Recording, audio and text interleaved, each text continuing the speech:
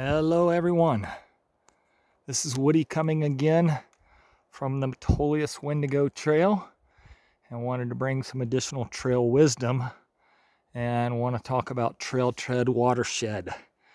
And trail tread watershed is the concept of everything that can drain onto any specific section of trail. So the surrounding landscape, whether there's vegetation or not. Obviously, after a fire or after a large-scale timber sale, the trail tread watershed changes dramatically because the vegetation has been removed or has burned up. You can see this is a non-burned forest, and so for the most part, water is not getting directly, rainfall is not getting directly to the ground without slowing down by the umbrella effect. Obviously, in a deciduous forest, that is even more of a big time effect. And here again, as I noted earlier, we don't really get that much in the way of rain. In the summer, we will get the occasional thunderstorm, but really not that much. But trail tread watershed is anything and everything that can drain onto any given section of trail. What's the landscape above your trail look like? If there's a bunch of rock that's not absorbing, then that's going to have significant runoff. But really, one thing that is overlooked, and that is the trail itself is part of the trail tread watershed. So how far is water allowed to run the trail without effective drainage? And we're looking at a section of trail here that's not overly steep. I'm going to say it's probably 5% gradient, so well within the 10% rule. And obviously there's a time and place to push that 10%, and there's ways to cheat that math when needed with steps or other techniques. But this is pretty mellow, 5%, not very steep, and yet we see that the trail is distinctively cupped, below grade by a small margin. Obviously, if we're in a place where it rained more, the trail would be significantly below grade and has more significant erosion issues.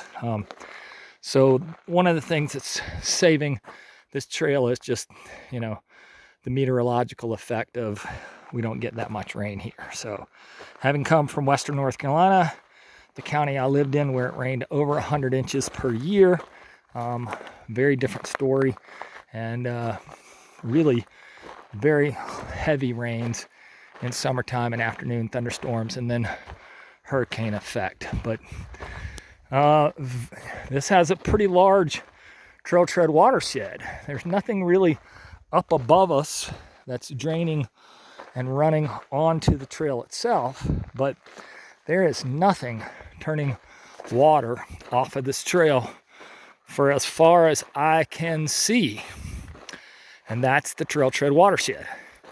So the functional distance between effective drainages is definitely part of the trail tread watershed.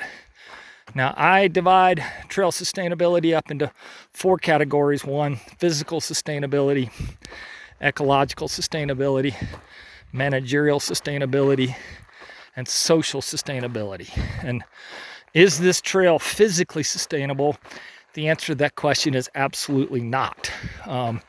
It certainly is not managing water effectively enough for us to call this a physically sustainable trail. But when we think about ecological sustainability, which is the effect that the trail and its water runoff is having on the surrounding landscape, is it a big deal? And the answer to that question is no, not really. There's no hydrology anywhere close to where I am, and so any soil that is moving and moving off of the trail certainly cannot find its way into a stream or a creek or some kind of a water source. So sedimentation of trail erosion affecting, in a negative way, water resources and the ecology and plant and animal that rely on that water. Certainly not a big deal here. In Pisgah National Forest, where there's lots of T&E species that live in waterways, definitely a pretty big deal there. But here, definitely not.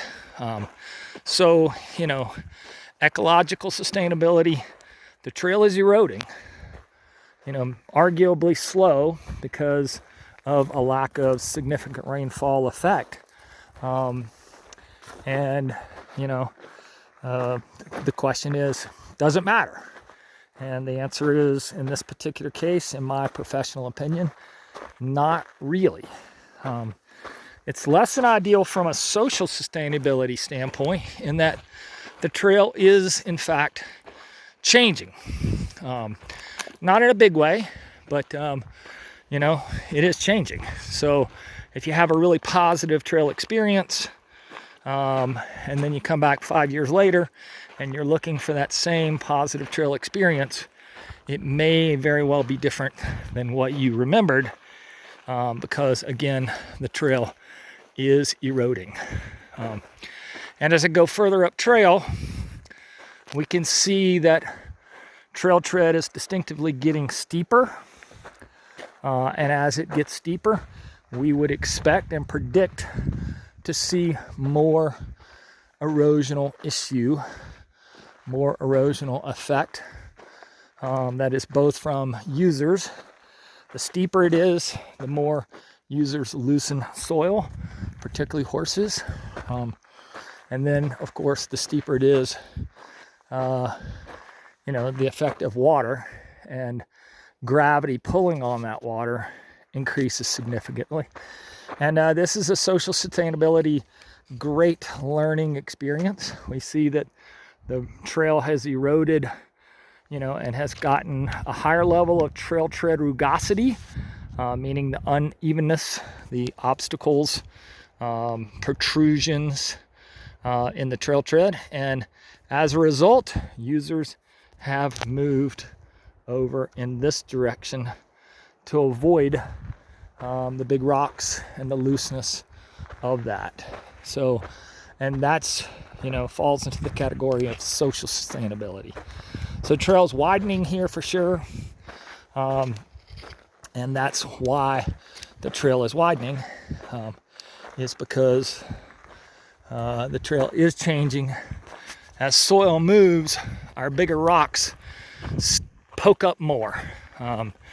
And because they're stable and not really going anywhere. So, and then as we get up here on the flat section, we see that, you know, it's not quite as bad, but again, this water is flowing down to that bad section that we saw down below. So, trail tread watershed, the trail itself is one of the big factors.